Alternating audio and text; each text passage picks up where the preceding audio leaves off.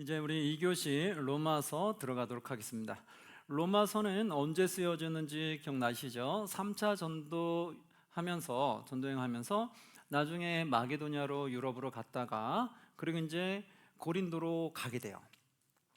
그리고 이제 마게도냐에 있을 때 고린도후서 편지를 썼다고 했잖아요. 그리고 나서 이제 고린도로 가게 됐어요. 근데 고린도 가면서 그동안 또 3개월 동안 머물게 됐어요. 머무는 동안 또 그런 편지를 썼을까요? 안 썼을까요? 썼죠. 그러면 이제 어디를 썼을까요? 자, 1차 돌았고 2차 돌았고 3차까지 왔어요. 2차, 3차 똑같은 곳을 반복했어요. 그럼 똑같은 거 다 반복했으니까 새로운 곳을 가야 되잖아요. 그래서 새로운 곳이 어디냐? 로마였던 거예요. 로마로 갔던 이유는 서바나로 가기 위해서 로마를 거쳐가려고 했던 거예요. 서바나는 어디냐면 유럽의 맨 끝 지역을 말해요. 근데 그곳이 끝이라고 생각을 했던 거예요. 육지의 끝. 그래서 육지의 끝, 유럽의 끝으로 가기 위해서는 로마를 거쳐서 가는 거였어요. 그래서 로마를 들렸다가 나는 서바냐, 육지 끝까지 복음을 전하겠다. 그 마음을 비추고 그것을 나에게 도와달라라고 말하죠. 그리고 나서 이제 고린도에서 로마서로 그래서 편지를 띄운 거예요. 그게 뭐다? 로마서다. 자, 그러면 한번 볼게요. 로마서 교재 한번 보도록 할게요. 로마서 책은 교재로는 78쪽이죠. 그리고 성경책 로마서 펴주시고요.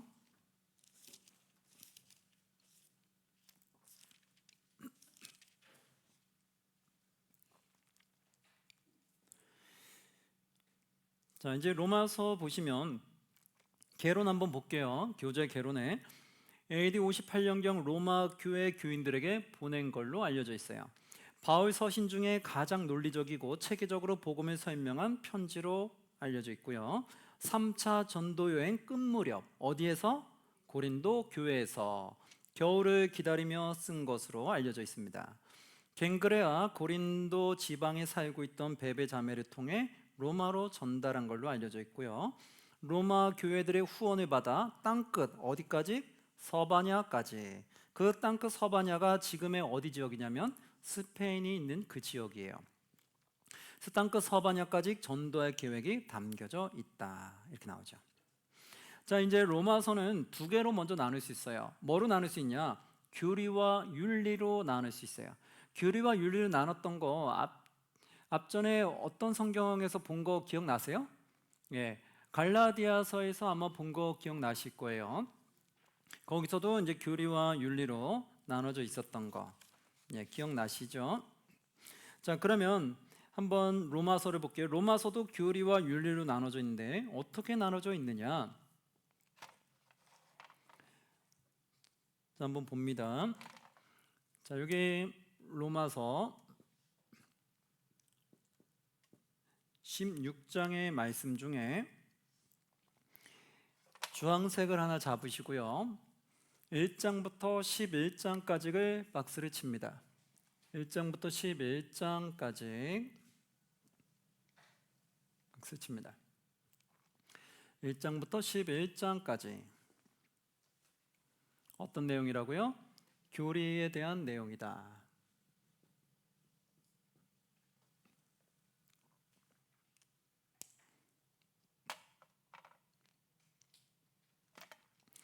자, 그 다음에 녹색 있으시면 녹색을 하나 잡으시고요.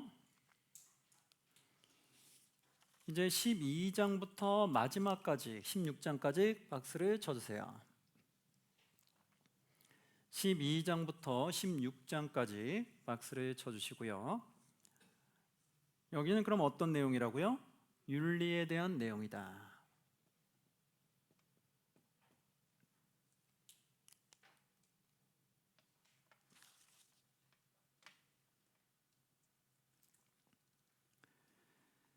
자, 그리고 이제 교리에 대해서 조금 세부적으로 나눠드리면 다른 색 있으시면 한번 잡아보세요. 다른 색 무슨 색이 있을까요? 자주색 있으시면 자주색을 하나 잡으시고 아니면 다른 색 있으면 다른 색으로 잡으셔야 됩니다. 파란색이든 자주색이든 다른 색을 잡으셔서 1장부터 4장을 박스를 쳐주세요. 1장부터 4장을 박스를 쳐주시고요.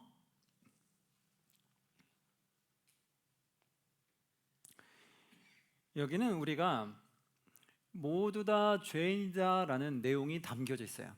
우리가 왜 죄인인지 그 내용이 담겨져 있고요. 다른 색 하나 잡으시고 5장부터 8장을 박스를 칠게요. 5장부터 8장을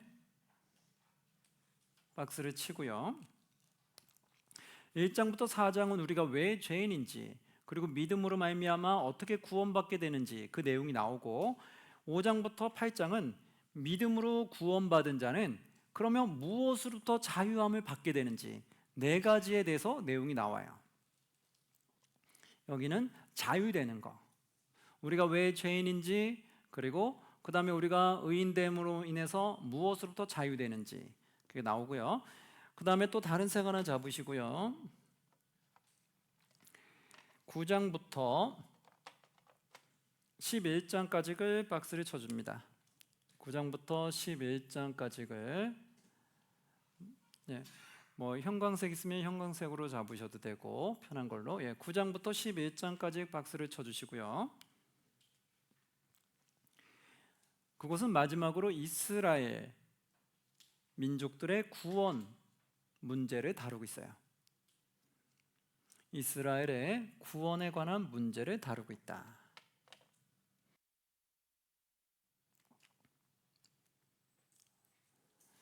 자, 이제 한번 교재 봅니다. 자, 이제 교재에다가 여러분 표시하는데 주황색을 잡으시고요. 그러면 네 가지 내용, 죄에 대한 내용이 어떻게 흘러가는지를 볼게요. 1장 장제목에 복음의 능력인지 먼저 설명해 주고요. 복음의 능력이 무엇인지, 2장에 유대인의 죄는 무엇인지.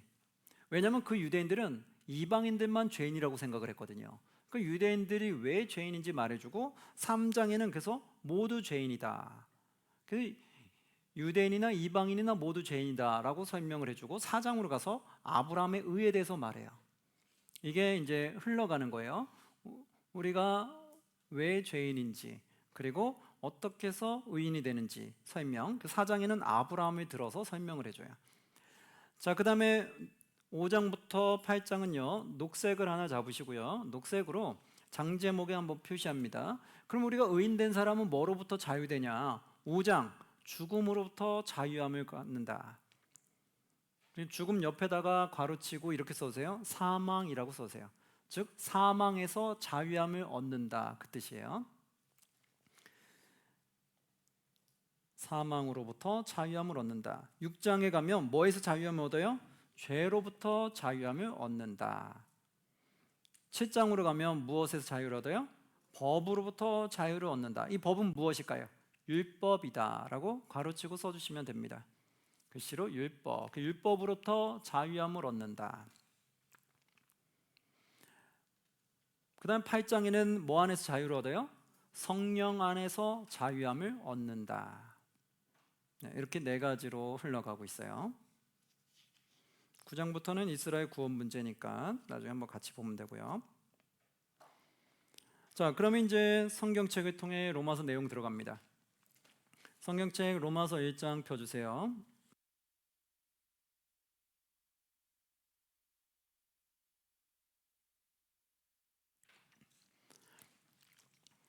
(1장 1절) 봅니다.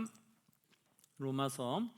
예수 그리스도의 종 바울은 사도로 부르심을 받아 하나님의 복음을 위하여 택정함을 입었다. 하나님의 복음에서 택정함을 입었다고 말하죠. 그러면서 7절, 로마에서 하나님의 사랑하심을 받고 성도로 부르심을 받은 모든 자에게 하나님 우리 아버지와 주 예수 그리스도부터 은혜와 평강이 있기를 원하노라, 이렇게 말하죠. 7절을 통해서 이제 어디로 보내는지 알게 되죠. 로마에서 하나님의 사랑하심을 받고 성도로 부르심을 받은 모든 자에게 선포하는구나 라고 말하게 되죠. 그러면 여기서 이들에게 무슨 말을 하고 싶었을까요? 앞에 3, 4절에 보면 이렇게 내용이 나와요. 그의 아들에 관하여 말하면 육신으로는 다윗의 혈통에서 나셨고 성결의 영으로는 죽은 자들 가운데서 부활하사 능력으로 하나님의 아들로 선포되셨으니 곧 우리 주 예수 그리스도시니라. 바로 예수 그리스도를 전하고 싶었다는 걸 알게 되죠. 그리고 8절에 보면 먼저 내가 예수 그리스도 말미암아 너희 모든 사람에 관하여 내 하나님께 감사함은 너희 믿음이 온 세상에 전파됨이로다. 즉 로마를 통해서 모든 곳으로 전파된다는 것을 믿고 있었어요. 그렇게 알려졌기 때문에 내가 너희 로마를 통해서 결국 모든 곳에 전파하기를 원한다는 의미도 담겨져 있어요. 그래서 10절에 이렇게 나오죠. 어떻게 하든지 이제 하나님의 뜻 안에서 너희에게로 나아갈 좋은 길 얻기를 구하노라. 그렇죠? 나는 어떻게 해서든지 너희에게 가기를 원한다. 그래서 가서 무엇을 전해주고 싶으냐? 11절 내가 너희 보기를 간절히 원하는 것은 어떤 신령한 은사를 너에게 나누어 주어 너희를 견고하게 하려 합니다. 그렇죠? 신령한 은사, 즉 성령의 체험을 경험하게 해주고 싶은 거죠. 그래서 성령을 통해 또 수많은 은사를 얻어서 하나님의 영광을 마음껏 드러낼 수 있도록 그 길을 열어주고 싶었던 거예요. 그래서 14절 15절 헬라인이나 야만이나 지혜 있는 자나 어리석은 자에게 다 내가 뭐다? 빚진 자라. 그러므로 나는 할 수 있는 대로 로마에 있는 너희에게도 무엇을 전한다? 복음 전하기를 원한다. 그 뜻이 담겨져 있죠. 그러면서 16, 17절 복음의 위대함을 말합니다. 우리가 많이 아는 구절이죠. 16, 17절 함께 봉독합니다. 내가 복음을 부끄러워하지 아니하노니 이 복음은 모든 믿는 자에게 구원을 주시는 하나님의 능력이 됨이라. 먼저는 유대인에게요 그리고 헬라인에게로다.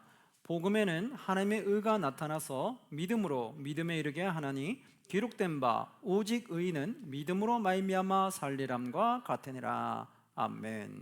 그렇죠? 복음의 능력을 얘기합니다. 그러면서 18절 말씀에 하나님의 진노가 불의로 진리를 막는 사람들의 모든 경건하지 않음과 불의에 대해 하늘로부터 나타나나니. 그러면 이제 하나님의 복음을 우리가 받아들여야 되는데 이 복음을 받아들이지 않는 자들이 있겠죠. 그럼 그런 자들이 어떤 결과가 나타나는지 말해요. 18절 다시 보시면 하나님의 진노가 누구에게 나타나요? 불의로 진리를 막는 사람들의 모든 경건하지 않음과 불의에 대하여 하늘부터 나타나나니. 즉 진리를 막는 사람들, 하나님의 진노는 누구에게 나타난다? 진리를 막는 자. 또는 뭘까요? 진리를 거부하는 자도 같이 들어가죠.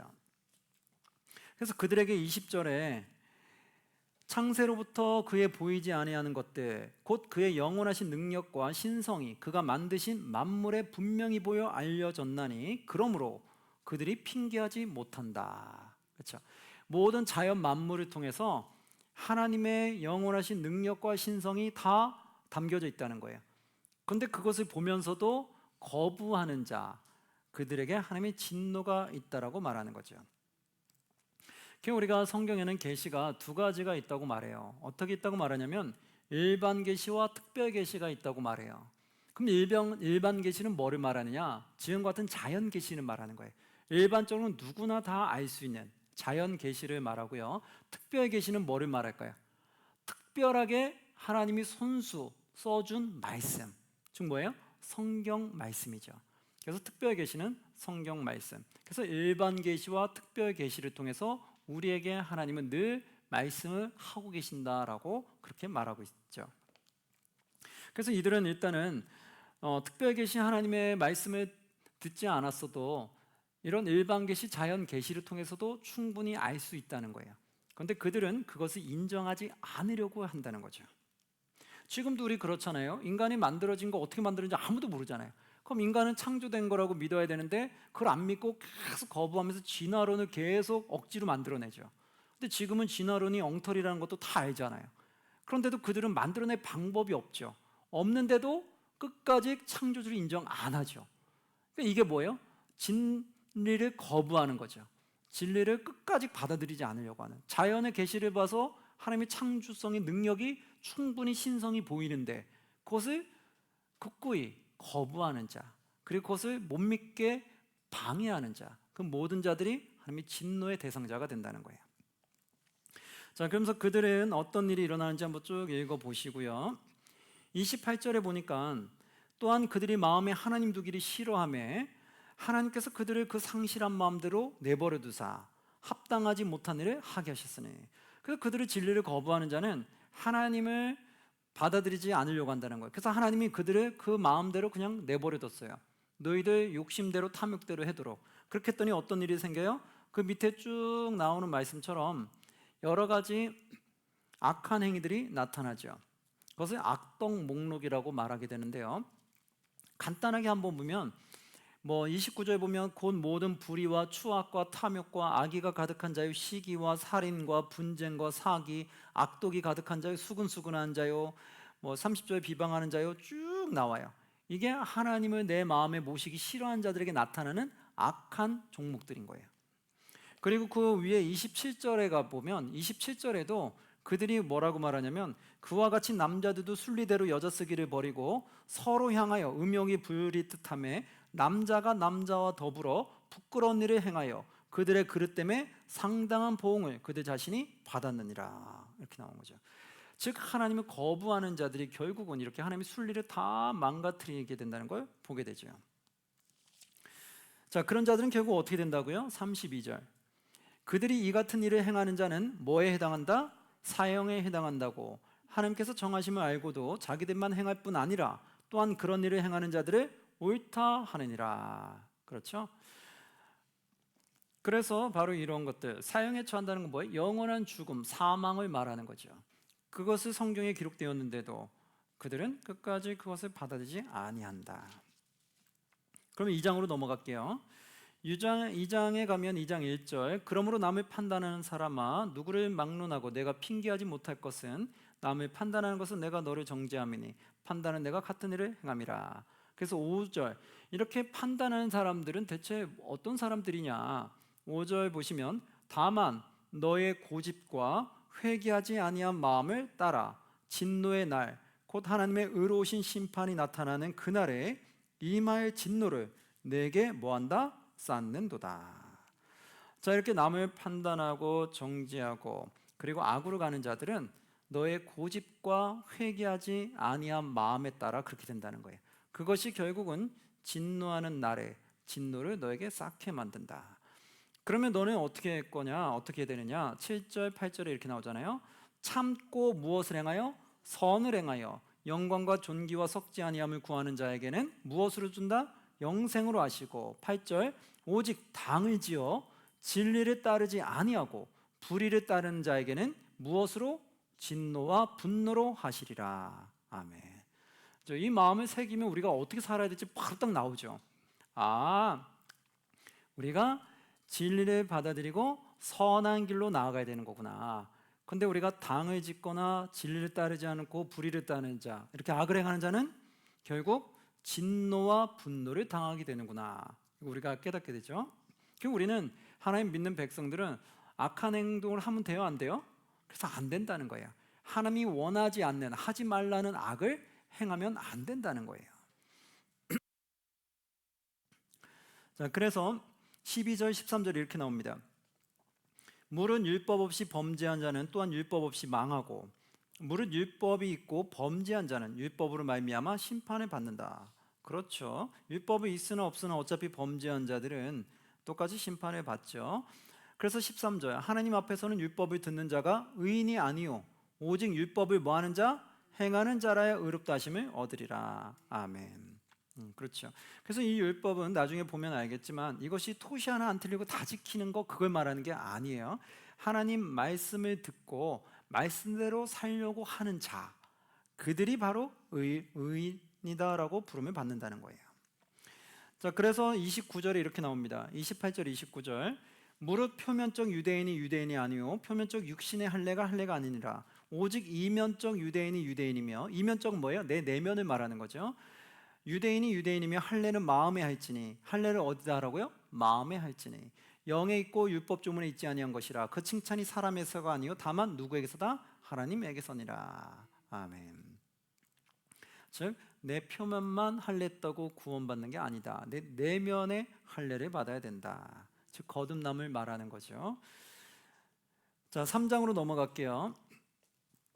그러면서 이 2장에는 결국 누구를 말하냐면 유대인들을 대상으로 지금 말하게 됐던 거죠. 그러면서 3장에서는 1절에 이렇게 말합니다. 그런즉 유대인의 나음이 무엇이며 할례인의 유익이 무엇이냐. 즉 뭐죠? 너 유대인으로서 할례를 받은 것으로서 나온 게 뭐냐? 즉 내 내면이 할례를 받지 못하면 아무 소용이 없는 건데 그럼 겉에 받은 게 무슨 소용이 있느냐? 그래서 9절 10절 이렇게 나오죠. 그러면 어떠하냐? 우리는 나으냐? 결코 아니라. 유대인이나 헬라인이나 다 어디 아래 있다? 죄 아래 있다고 우리가 이미 선언하였느니라. 10절 기록된 바 의인은 없나니 어떻게? 하나도 없으며. 이렇게 나죠. 의인은 없나니 하나도 없다. 우리가 하나님 앞에서 의인은 아무도 없다. 그럼 우리가 의인 되는 길은 결국 하나님의 선물로밖에 될 수가 없다는 거예요. 우리의 행함으로는 의인 될 수 있는 사람이 아무도 없다. 그래서 믿음으로밖에 의인 될 수 없음을 계속해서 얘기하는 거예요. 그래서 20절 그러므로 율법의 행위로 그의 앞에 의롭다 하심을 얻을 육체가 없나니. 그렇죠. 율법 행위로는 아무도 얻을 수 없다. 그래서 율법으로는 죄를 깨달음이라. 율법은 뭐를 알게 하는 거예요? 죄를 깨닫게 하는 거예요. 그러니까 우리가 하나님 말씀을 많이 알면 알수록 뭐를 깨닫게 돼요? 죄를 깨닫는 거예요. 하나님 말씀을 많이 안 보면 안 볼수록 뭐를 못 깨달아요? 그렇죠. 죄를 못 깨닫는 거예요. 그러니까 하나님 말씀을 자주 안 보시는 분은 내가 뭘 잘못하고 있는지 몰라요. 근데 하나님 말씀을 사모하고 자주 보시는 분들은 내가 뭘 잘못하는지를 영적으로 깨달아요. 그럼 내가 깨달으면 깨달을수록 하나님의 은혜가 더 클까요? 작을까요? 더 크죠. 그래서 내가 죄가 더한 곳에 하나님의 은혜가 더 크다는 게 그 말이에요. 내가 죄를 더 많이 깨달으면 깨달을수록 하나님의 은혜를 더 많이 느끼게 된다는 거예요. 자, 한번 볼까요? 그래서 22절에서 24절 이렇게 나옵니다. 곧 예수 그리스도를 믿음으로 말미암아 모든 믿는 자에게 미치는 하나님의 은이, 그래서 차별이 없다. 이방인이나 유대인은 누구나 차별 없이 예수를 믿음으로 말미암아 다 구원받을 수 있는 거예요. 그래서 23절 모든 사람이 죄를 범하였음에 하나님의 영광 이르지 못하더니, 24절 그리스도 예수 안에 있는 속량으로 말미암아 하나님의 은혜로 값없이 의롭다 하심을 얻은 자가 되었느니라. 아멘. 결국 이 말을 하고 싶은 거예요. 결국 하나님의 은혜로 우리가 값없이 의롭다 하심을 받게 됐다. 그래서 4장으로 넘어갈게요. 4장의 1, 2절에 유대인 너희들이 잘 알고 있는 아브라함 한번 볼까? 그런즉 육신으로 4장 1, 2, 3절 그런즉 육신으로 우리 조상인 아브라함이 무엇을 얻었다 하리요? 만일 아브라함이 행위로서 의롭다 하심을 받았으면 자랑할 것이 있으려니와 하나님 앞에서는 없느니라. 즉 행위로서 의롭다 하심 받지 못했다는 거예요. 3절 성경이 무엇을 말하느냐? 아브라함이 하나님을 믿음에 그것이 그에게 의로 여겨진 바 되었느니라. 그렇죠? 믿음으로 말미암아 의인이 됐다는 거죠. 하나님이 너를 들어서 창대하게 사용하리라. 너의 자녀를 하늘의 별과 같이 주시리라. 그렇게 말했는데 그것을 아브라함이 받아들였거든요. 그 믿음으로 하면 의인으로 칭함을 줬어요. 그리고 의인으로 칭함받고 의인을 칭함받은 이후에 하나님과의 언약을 맺기 위해서 할례를 행하겠거든요. 그래서 할례가 의인되게 만든 것이 아니라 믿음으로 말미암아 먼저 의인 됐고 의인 된 사람으로서 하나님과 약속 가운데 하나가 바로 할례였던 거예요. 그거를 얘기하는 거예요. 그래서 아브라함도 할례 받았기 때문에 의인 된 것이 아니라 먼저 믿었기 때문에 의인 된 거다. 그래서 11절 12절 그가 할례의 표를 받은 것은 무할례 시에 믿음으로 된 의를 인친 것이니. 그렇죠. 무할례 시에 믿음으로 벌써 의인 됐다는 거예요. 거기에 대한 의를 인친 것이니 이는 무할례자로서 믿는 모든 자의 조상이 되어 그들도 의로 여기심을 얻게 하려 하십니다. 즉 무할례자도 바로 의인으로 얻게 하기 위해서 그렇게 아브라함을 사용하신 거다. 그럼 12절 그러면 할례 받은 자들은 어떻게 되는 거냐? 또한 할례자의 조상이 되었으니. 또 아브라함이 할례도 받았으니까 의인된 자로서, 그러니까 너희 할례 받은 자도 똑같이 구원받을 수 있다는 거예요. 뭐 하면? 믿기만 하면. 또한 할례자의 조상이 되었나니 곧 할례 받은 자에게뿐 아니라 우리 조상 아브라함이 무할례 시에 가졌던 믿음의 자치를 따르는 자들에게도 그러하니라. 그렇죠. 그래서 할례 받은 자도 아브라함처럼 믿으면 다 의인 될 수 있다. 무할례 받은 자도 아브라함처럼 하나님 믿으면 의인 될 수 있다. 그것을 통합해서 얘기해 주는 거예요. 그러니까 너희만 구원받는 것이 아니라 유대인이나 이방인 누구나 다 구원받을 수 있다라는 걸 말해 주는 거죠. 아브라함을 통해서 이렇게 명확하게 얘기한 것은 쉽지 않았어요. 왜냐하면 유대인들은 다 자기가 아브라함의 후손이라고 얘기했고 아브라함의 후손이기 때문에 아브라함이 할례 받았으니까 우리도 할례 받아야 된다고 했거든요. 그리고 이것이 말씀을 왜곡돼 가지고 제대로 말씀을 풀지를 못했기 때문에 우리 조상 아브라함이 할례 받았으니까 우리도 할례 받아야 되고 할례를 받아야지 우리도 구원받는다 이렇게 말했거든요. 그러니까 이 말씀을 제대로 풀지를 못했던 거예요. 근데 이걸 사도 바울이 제대로 풀으니까 아무도 반박을 못하는 거죠. 의인 되고 나서 할례를 받았구나. 그러니까 할례 받아야지 무조건 의인 되는 게 아니었구나라는 걸 다시 조상인 아브라함을 통해서 뒤집어 버린 거예요. 이거 엄청난 거죠. 이러냐 아까 아브라함이 고린도서 말한 것처럼 내가 지식이 없느냐? 아니라는 거잖아요. 나는 지식이 있다는 거잖아요. 바로 그렇게 말한 게 나오죠. 그래서 25절에 보시면 예수는 우리가 범죄한 것 때문에 내줌이 되고 또한 우리를 의롭다 하시기 위하여 어떻게 됐다? 살아나셨다. 그러면서 계속해서 예수를 나타내요. 왜요? 유대인들이 예수를 자꾸 부인했거든요. 그러니까 지금 계속 예수를 계속해서 드러내기 시작하죠. 그러면서 5장으로 넘어가서 그럼 우리는 예수를 통해서 믿음을 하며 의인되면 우리가 네 가지로부터 자유를 받는다고 했잖아요. 첫 번째가 무엇으로 자유받아요? 사망으로부터 자유함을 받는다. 그래서 우리가 믿음으로 말미암아 힘을 내야 되는 걸 얘기해요. 우리가 많이 듣던 구절이 있을 거예요. 3절 4절 5장 3, 4절 함께 봉독합니다. 다만 이뿐 아니라 우리가 환난 중에도 즐거워하나니 이는 환난은 인내를 인내는 연단을 연단은 소망을 이룬 줄 알미로다. 아멘. 그렇죠. 그래서 우리가 어떤 환난 속에서도 우리가 인내하고 참고 나가야 된다는 거. 왜? 그것이 우리의 소망을 이룬다. 그러니까 예수님 믿는 걸 포기하면 안 된다. 끝까지 붙잡아야 된다 얘기하죠. 그러면서 8절에 우리가 아직 죄인 되었을 때 그리스도께서 우리를 위해 죽으심으로 하나님께서 우리에 대한 자기의 사랑을 확증하셨느니라 이렇게 말하죠. 그러면서 뒤로 쭉 읽어보시고요. 그래서 우리가 많이 아는 것처럼 19절에서 21절 말씀인데요. 한 사람이 순종하지 아니함으로 많은 사람이 죄인 된 것처럼 이건 누굴까요? 아담인 거예요. 아담이 죄를 짐으로 인해서 모든 사람이 사망에 이르렀잖아요. 사망이 된 것처럼 또 죄인이 된 것처럼 반대로 한 사람이 순종함으로 많은 사람이 의인이 됐다. 그 한 사람 순종한 건 누굴까요? 바로 예수 그리스도를 말하는 거예요. 예수가 순종, 십자가를 지심으로 인해서 많은 사람을 의인으로 만들었다. 그래서 20절 율법이 들어온 것은 범죄를 더하게 하려 함이라. 그러나 죄가 더한 곳에 뭐가 있다? 은혜가 더욱 넘쳤나니. 바로 이거죠. 율법이 들어온 것은 범죄를 더하게 하려 합니다. 이건 뭐예요? 율법을 통해서 우리가 죄가 얼마나 많은지를 더 깨닫게 만드는 거죠. 그 율법을 통해서 우리 범죄가 더 많다는 걸 깨닫게 하는 거예요. 이름으로 인해서 죄가 더한 곳에 은혜가 뭐한다? 더욱 넘치게 되었다. 21절 이는 죄가 사망 안에서 왕노릇한 것 같이 은혜도 또한 의로 말미암아 왕노릇하여 우리 주 예수 그리스도 말미암아 무엇에 이른다? 영생에 이르게 하려 함이다. 아멘. 이게 복음의 핵심이잖아요. 예수님 믿고 영생 얻는 거. 그 지금 핵심을 계속 지금 던지고 있는 거예요. 자, 6장으로 넘어갈게요. 6장에서는 그럼 뭐로부터 제휴되냐? 이걸 통해 결국 우리는 죄가 사망에서 왕노릇한 것처럼 우리는 이제 은혜로 말미암아 사망에서 자유함을 얻었어요. 영생으로 갔잖아요. 6장은 죄에서 자유함을 얻는 걸 말해요. 한번 보시면 1, 2절 그런즉 우리가 무슨 말을 하려 은혜를 더하게 하려고 죄에 거하겠느냐? 그럴 수 없는다. 그 은혜를 더하기 위해서 죄를 계속 지어야 되겠냐는 거예요. 아니죠. 율법을 깨달았으면 어떻게 해요? 죄를 짓지 않으려고 해야 되는 거죠. 우리가 은혜 더 받겠다고 일부러 죄를 짓고 다니면 안 되겠죠. 그래서 그러시냐 2절 그럴 수 없느니라. 없다고 하죠. 죄에 대하여 죽은 우리가 어찌 그 가운데 더 살리요? 우리는 이제 죄로부터 죽었는데 지금 뭐예요?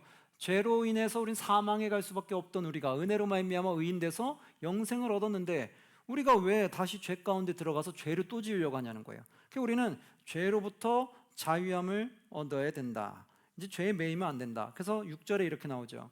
우리가 알거니와 우리 옛사람이 예수와 함께 십자가에 못 박힌 것은 즉 죄인으로서의 살았던 내 삶이 십자가에 못 박힌 것은 죄의 몸이 죽어 다시는 우리가 죄에게 무슨 노릇? 종노릇하지 아니하려 합니다. 옛사람이 십자가에 박고 죽게 한 것은 더 이상 우리가 죄를 짓지 않기 위한 거다. 죄에게 종노릇하지 않게 하기 위함이다. 그래서 12절 13절 그러므로 너희는 죄가 너희 죽은 몸을 지배하지 못하게 하여 몸의 사욕에 순종하지 말고 13절 또한 너희 지체를 무슨 무기로? 불의의 무기로 죄에게 내주지 말고 오직 너희 자신을 죽은 자 가운데서 다시 살아난 자 같이 하나님께 드리며 너희 지체를 무엇으로? 의의 무기로 하나님께 드리라. 아멘. 그래서 14절에 이렇게 내립니다. 죄가 너희를 주장하지 못하리니 이는 너희가 법 아래 있지 아니하고 은혜 아래 있습니다. 아멘. 그래서 너희는 이제 죄로부터 해방됐으니까 사망으로부터 해방됐으니까 더 이상 죄 가운데 머무지 말아라 얘기하죠. 그러면서 하는 말 23절 많이 아는 구절이죠. 함께 봉독합니다.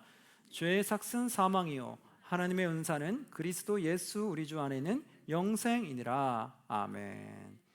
예, 죄의 삭은 사망이래요. 그러니까 우리가 굳이 죄를 지을 필요가 없고 죄에서 해방돼야 되겠죠. 7장으로 넘어갑니다. 7장은 법으로부터 자유, 율법 안에서의 자유죠. 거기에 대해서 1, 2절에 이 비유를 들어요. 형제들아 내가 법 아는 자들에게 말하노니 너희는 그 법을 사람이 살 동안만 그를 주관하는 줄 알지 못하느냐. 남편 있는 여인이 그 남편 생전에는 법으로 그에게 매인 바 되나 만일 그 남편이 죽으면 남편의 법에서 벗어난다. 그러지 않느냐. 그것처럼 남편이 죽으면 남편의 법에서 벗어나는 것처럼 이제 너희도 어떻게 되냐. 4절 그러므로 내 형제들아 너희도 그리스도의 몸으로 말미암아 율법에 대하여 죽임을 당하였으니 이는 다르니 곧 죽은 자 가운데서 살아나신 이에게 가서 우리가 하나님의 열매를 맺게 하려 합니다. 그래서 5절 우리가 육신에 있을 때에는 율법으로 말미암는 죄의 정욕이 우리 지체 중에 역사하여 우리로 사망을 위하여 열매를 맺게 하였더니 6절 이제는 우리가 얽매였던 것에 대하여 죽었으므로 율법에서 벗어났느니라. 이러므로 우리가 영의 새로운 것으로 섬길 것이요 율법 주문에 묵은 것으로 아니할지니라. 아멘. 이렇게 나오죠. 이제 우리는 율법으로부터 해방되었다라는 거예요. 그럼 율법으로 해방되었으니까 하나님의 말씀을 아예 안 지키면 되느냐? 그건 아니죠. 나중에 뒤에 가면 나옵니다. 우리가 하나님의 본질, 사랑이 회복되면 그 사랑이 곧 율법의 완성이다라고 말해요. 그러니까 이런 말씀 구절 하나하나 토시 거기에 매이는 것이 아니라 하나님 본뜻을 내 마음에 새겨서 그 본뜻을 향해 나가야 된다는 거예요. 그 나가면 하나님 말씀은 자연스럽게 우리 안에 지켜짐으로 가게 된다는 거죠. 자, 그래서 뒤에 쭉 내용 한번 읽어 보시고요. 율법의 자유한 내용이 무엇인지를 한번 쭉 읽어 보시면 됩니다. 그래서 21절에는 이렇게 말해요. 그러므로 내가 한 법을 깨달았노니 곧 선을 행하기 원하는 나에게 무엇이 있다? 악이 함께 있는 것이로다. 내가 깨달은 게 있는데 구원받은 자로서 선을 행하기 원하는 나에게 악이 함께 있다. 여전히 내 안에 악이 있음을 말하겠죠. 그러니까 우리가 구원받았다고 해서 내 안에 있는 악한 생각이 완전히 사라지는 거예요? 아니죠. 늘 있다는 거죠. 그럼 끊임없이 무엇과 싸움하는 거예요? 죄와 싸움을 하는 거라고요. 그걸 뭐라고요? 영적 전투라고 말하는 거죠. 그래서 이 죄를 우리가 끊어낼 수 없기 때문에 우리가 죄를 완전히 안 져야지 구원받는다고 하면 아무도 구원받을 수 없죠. 그래서 예수 그리스도의 의로운 피로써 구원받는다고 했을 때 그때만 가능한 거예요. 그리고 우리 안에는 여전히 악이 있기 때문에 그 악과의 싸움이 여전히 끊임없이 가는 거죠. 그래서 24절 25절 이렇게 말합니다. 오라 나는 곤고한 사람이로다. 이 사망의 몸에서 누가 나를 건져내랴. 우리 주 예수 그리스도로 말미암아 하나님께 감사하리로다. 그런즉 내 자신이 마음으로는 하나님의 법을 육신으로는 죄의 법을 섬기노라. 자, 여기가 내가 왜 곤고한 사람인지 말하게 되고 왜 하나님께 감사할 수밖에 없는지 말하죠. 그것은 나의 연약함을 말하는데 내 자신이 마음에는 하나님의 법을 육신으로는 죄의 법을 섬긴다. 내 끊임없는 연약함을 하나님께 고백한 거예요. 그래서 8장으로 넘어가면요. 이제 8장 1, 2절에는 8장은 성령 안에서의 자유를 누리는 건데요. 8장 1, 2절 그러므로 이제 그리스도 예수 안에 있는 자에게는 결코 정죄함이 없나니 이는 그리스도 예수 안에 있는 생명의 성령의 법이 죄와 사망의 법에서 너를 뭐했다? 해방하였습니다. 아멘. 그래서 우리는 성령 안에서 이제 자유를 누릴 수 있는 거예요. 8절에 보니까 이렇게 나오죠. 육신에 있는 자들은 하나님을 뭐하게 할 수 없다? 기쁘시게 할 수 없다. 그래서 우리는 성령 안에 거하기 때문에 이제 하나님을 기쁘시게 하는 삶을 살아갈 수 있다는 거예요. 그러면서 18절 말씀에 잘하는 구절이 나와요. 생각하건대 현재의 고난은 장차 우리에게 나타난 영광과 비교할 수 없도다. 이렇게 말이죠. 이 말은 뭐예요? 우리가 믿음을 지킴으로 인해서 따르는 여러 가지 고난과 아픔이 있음을 늘 얘기하는 거죠. 상기시키는 거예요. 그런데 그것을 우리가 참고 이겨내면 나중에 우리가 받을 영광에 비해서는 비교할 수가 없다는 거예요. 이 고통은 그만큼 앞으로의 영광이 매우 크다는 거예요. 이 고통보다 더 큰 영광이 기다리고 있다는 거예요. 그래서 이 믿음을 포기하지 말고 끝까지 선한 싸움을 하라고 말하는 거죠. 그래서 우리가 세상이 험해질수록 믿음을 지키는 게 쉽지 않아요. 그렇죠? 근데 이 믿음을 지키는 거 어떻게 알아? 끝까지 힘내서 이겨내야 된다. 왜요? 현재의 고난은 장차 우리에게 나타나는 영광과 좋게 비교할 수 없기 때문에 우리에게 위로의 말이 주죠. 자, 그러면서 26절에 성령님이 도와줄 걸 말해요. 이와 같이 성령도 우리의 연약함을 도우시나니 우리는 마땅히 기도할 바를 알지 못하나 오직 성령이 말할 수 없는 탄식으로 우리를 위하여 친히 뭐한다? 간구하시니라. 아멘. 그렇죠? 이제 성령 안에 거하는 우리는 성령이 우리를 도우실 거라는 거예요. 그래서 28절 우리가 알거니와 하나님을 사랑하는 자 곧 그의 뜻대로 부르심을 입은 자들에게는 모든 것이 합력하여 무엇을 이룬다? 선을 이루느니라. 아멘. 우리가 하나님께 택함 받은 자 우리는 합력해 서로 선을 이루어야 된다는 거예요. 서로 다투거나 싸우거나 미워하거나 이러면 안 된다는 거죠. 그래서 우리가 잘 아는 구절 35절 누가 우리를 그리스도의 사랑에서 끊으리요 환난이나 곤고나 박해나 기근이나 적시나 위험이냐 칼이냐 어떠한 것도 우리를 그리스도 사랑에서 끊을 수 없다라고 말하게 되죠. 자, 9장으로 넘어갑니다. 9장에는 어떤 내용이라고요? 이스라엘 민족들의 구원에 대한 문제예요. 사도 바울이 이방인들만 구원받기 원하겠습니까? 아니죠. 자신의 종족인 유대인들도 구원받기 원하죠. 그래서 그 아픔을 토로하게 돼요.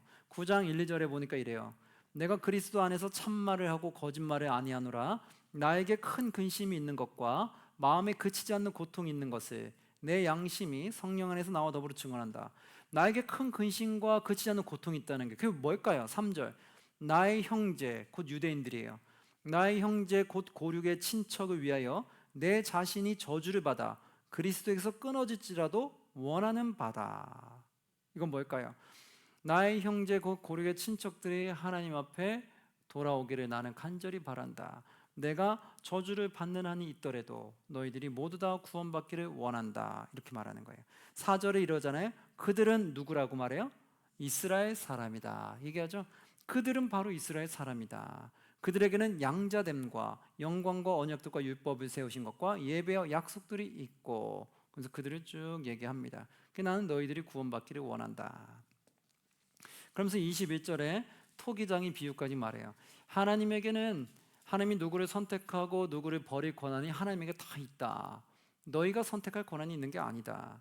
21절 토기장이가 진흙 한 덩이로 하나는 귀 있을 그릇을 하나는 천 있을 그릇을 만들 권한이 없느냐.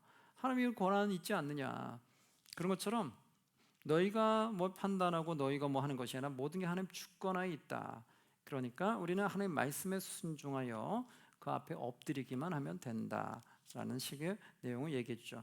한번 쭉 읽어보세요. 10장으로 넘어갑니다. 그럼 10장 4절에 우리가 많이 아는 구절이 있어요. 함께 봉독합니다. 그리스도는 모든 믿는 자에게 의를 이루기 위하여 율법의 마침이 되시니라. 아멘. 누가 율법의 마침이에요? 그리스도가 율법의 마침이다. 네, 그래서 결국은 그리스도로서 끝나야 된다. 그리스도를 메시아로 받아들임으로 해서 모든 것이 율법이 완성이 된다. 율법이 마치게 된다. 얘기하죠. 자, 그러면 17절에 이렇게 말합니다. 그러므로 믿음은 어디에서 나요?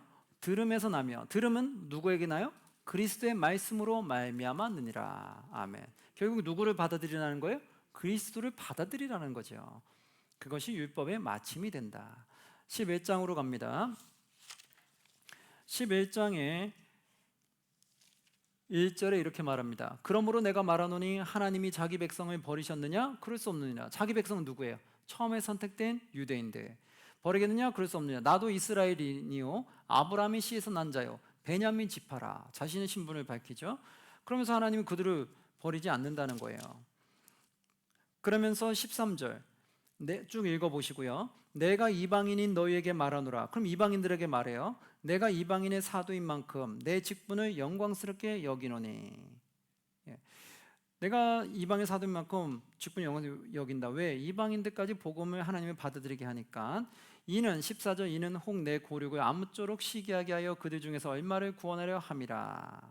오히려 너희가 또 구원받는 걸 통해서 내 고륙이 아무쪼록 시기하여 그들 중에서 얼마를 또 구원받을 수 있다는 거예요. 아니 이방인도 저렇게 믿고 구원받는데 나라고 그러면 믿을 수 없느냐. 오히려 그 시기심에 예수님을 받아들일 수도 있다는 거예요. 그러니까 어떤 방법이든 이스라엘 백성들이 구원받기를 간절히 원한다는 걸 말하는 거예요. 그리고 이방인들이 구원받은 것도 하나님의 은혜라는 것을 뒤에 보시면 그 접붙임이라는 내용을 통해서 쭉 설명을 해줘요. 결국 이스라엘 백성을 통해서 너희들에게도 그 구원이 흘러갔다는 것을 말해주게 되죠.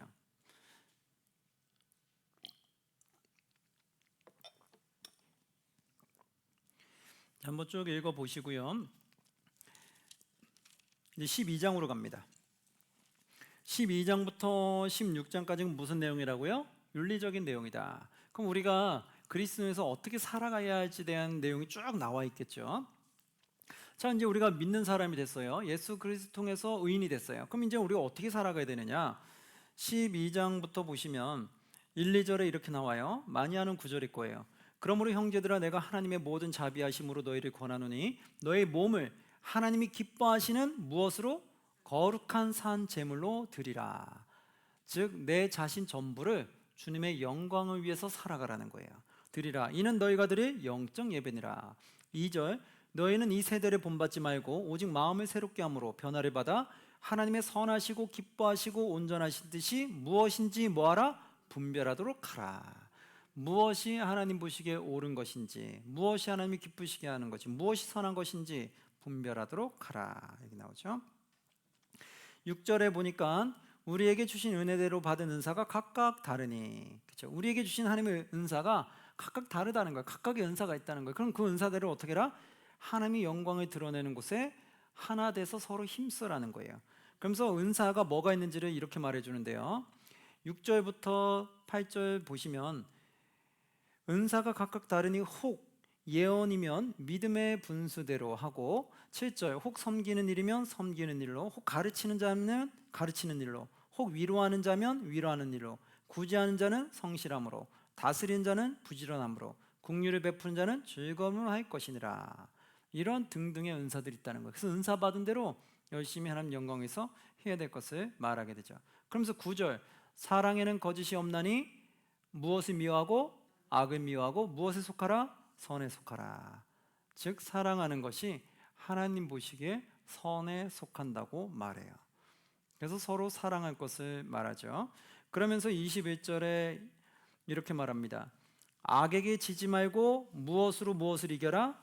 선으로 악을 이기라. 그렇죠? 우리 많이 듣던 구절이죠. 13장으로 넘어갑니다. 12장에 또 저와 함께 살펴보지 않은 내용은 한번 여러분 쭉 읽어보시면 여러 좋은 말씀이 많이 있어요. 13장으로 넘어가면 13장 1절에는 뭐라고 나오냐면 각 사람은 위에 있는 권세들에게 복종하라. 권세는 하나님부터 나지 않음이 없나니 모든 것은 다 하나님께서 정하신 바라. 즉 하나님이 정해주신 그 질서 안에서 순종할 것을 말해요. 하나님께 세우신 그 왕들 또 여러 또 직책의 그 위들, 지휘자들 거기에 질서에 순종할 것을 말해요.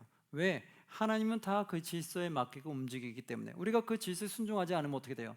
분란이 일어나겠죠, 그렇죠? 온갖. 그래서 그 질서에 순종할 것을 말하고 그럼 다스린 자는 어떻게 다스려야 되냐? 불의로 다스리면 안 되겠죠. 3절에 이렇게 나와요.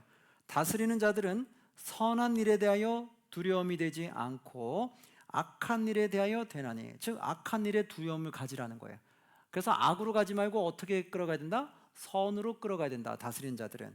그래서 두려움이 되지 않고 악한 일에 대하여 되나니 내가 권세를 두려워하지 아니하려느냐 선을 행하라 그리하면 그에게 칭찬을 받으리라. 무엇을 행하라고요? 선을 행하라. 그래서 지도자들, 권력자들은 선한 길로 가야 된다는 거예요. 그럼 얼마나 감사하겠어요. 그렇죠? 세상의 모든 권력자들도 이 하나님을 만나서 선한 길로 가면 그럼 얼마나 이 세상이 살기가 참 평안해지고 좋겠어요. 그렇죠? 그래서 다스리는 자는 선으로 나가야 되고 그리고 밑에 다스림 받는 자들은 그 질서에 순응해야 될 것을 말하죠. 나중에 내용 쭉 읽어보시고요. 8절 말씀 봅니다. 피차 사랑의 빛 외에는 아무에게든지 뭐하지 말라? 아무 빛도 지지 말라. 즉 사랑의 빛 외에는 아무에게도 아무 짓지 말라는 거죠. 그래서 남을 사랑하는 자는 율법을 다 어떻게 됐다? 이루었느니라. 이제 나오죠. 사랑하면 그것이 율법이 다 이룬 거라는 거. 왜요? 사랑한다는 그 말 안에 모든 율법이 다 들어가 있다는 거예요. 그래서 이렇게 말하잖아요. 9절 10절에 보면 간음하지 말라, 살인하지 말자 예를 드는 거예요. 도둑질하지 말라, 탐내지 말라 한 것과 그 외에 다른 계명이 있을지라도, 모든 계명이 있을지라도 내 이웃을 내 자신같이 사랑하라 하신 그 말씀 가운데 다 어떻게 돼 있다? 들어있느니라. 그렇죠? 그러니까 내가 사랑하면 그 안에 모든 율법이 다 들어가 있다는 거예요. 그러니까 막 율법 지키려고 하지 말고 무엇부터 회복하면 돼요? 하나님의 본질, 사랑부터 회복하면 그것이 율법이 다 이룬 것과 같다라는 거예요. 그 10절 함께 봉독합니다. 사랑은 이웃에게 악을 행하지 아니하나니 그러므로 사랑은 율법의 완성이니라. 아멘. 그렇죠. 그래서 사랑은 이웃에게 악을 행해요? 악을 행하지 않아요? 악을 행하지 않죠. 그러니까 내가 사랑한다면 다른 사람들에게 피해를 주는 말과 행동을 안 하게 된다는 거예요. 근데 다른 사람들을 힘들게 만드는 그런 행위와 다른 사람들에게 피해 주는 말과 행동을 하고 다닌다. 그거는 내가 진정한 그들을 사랑하는 거야, 아니라는 거예요? 아닌 거죠. 어떠한 것도 핑계가 될 수 없어요. 나는 하나님을 위해서 나는 그런 악을 행했다. 말이 될 수가 없는 거예요. 그래서 우리는 이웃에게 사랑은 악을 행하지 아니하고 그래서 그 사랑은 율법이 완성이 된다. 넘겨서 14장으로 갈게요. 나머지 내용 읽어보시고요. 14장의 1절 그래서 뭐라고 말해요?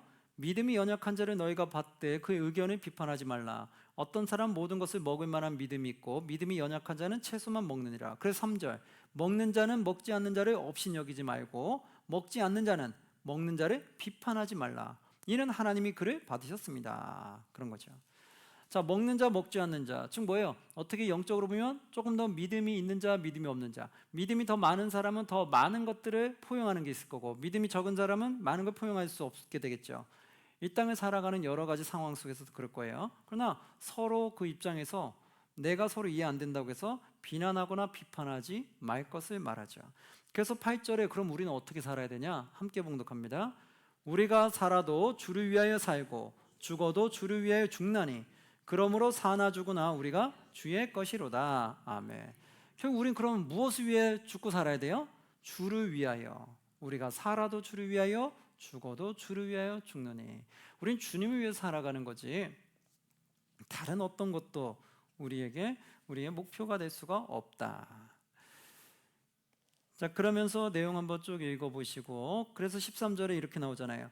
그런즉 우리가 다시는 서로 뭐하지 말고 비판하지 말고 도리어 부딪힐 것이나 거칠 것을 형제 앞에 뭐하지 말라? 두지 아니하도록 주의하라. 서로 이렇게 부딪힐 만한 것, 싸움이 일어날 만한 것들을 우리가 두지 말라. 그런 걸 만들지 말라 이러죠. 그럼 17절 하나님 나라는 어떤 거래요? 먹는 것과 마시는 것이 아니요 오직 성령 안에 있는 의와 평강과 희락이라. 아멘. 그래서 18절 이로써 그리스도를 섬기는 자는 하나님을 기쁘시게 한다 얘기 나오죠. 하며 사람에게도 칭찬을 받으리라. 결국 하나님 말씀에 순종하는 자들은 하나님을 기쁘시게 하고 사람에게도 칭찬을 받게 된다 얘기하죠. 자, 15장으로 넘어갈게요. 15장에는 어떤 일이 있느냐? 1, 2, 3절에 이렇게 나옵니다. 믿음이 강한 우리는 마땅히 믿음이 약한 자의 약점을 담당하고 자기를 기쁘게 하지 아니할 것이라. 우리 각 사람이 이웃을 기쁘게 하되 선을 이루고 무엇을 세우도록? 덕을 세우도록 할지니라. 아멘. 자, 이렇게 해서 서로에게 선이 되고 덕을 세우도록 그렇게 서로를 돌아봐야 된다는 거예요. 자신의 이기심으로 하지 말고 서로를 돌아봐서 서로를 기쁘게 해야 된다.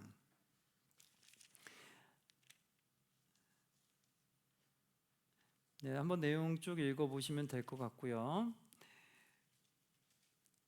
14절 한번 보시면 내 형제들은 너희가 스스로 선함이 가득하고 모든 지식이 차서 능히 서로 권하는 자임을 나도 확신하노라. 그러나 15절 그러나 내가 너희로 다시 생각나게 하려고 하나님께서 내게 주신 은혜로 말미암아 더욱 담대히 대략 너에게 썼노라. 그렇죠. 내가 이거 쓴 거에 대해서 너희가 잘한다는 거 안다. 그러나 그래도 혹시나 몰라서 더 이렇게 말해주니까 더 마음에 새겨서 그 길을 계속 가야 될 것을 말해주는 거죠. 즉 그쪽을 좀 높여주는 거를 우리는 알 수 있죠. 자, 그러면서 이제 22절, 23절 바울의 그 의도를 얘기합니다. 그러므로 또한 내가 너희에게 가려 하던 것이 여러 번 막혔더니 여러 번 가고 싶었는데 여러 번 막힌 거예요.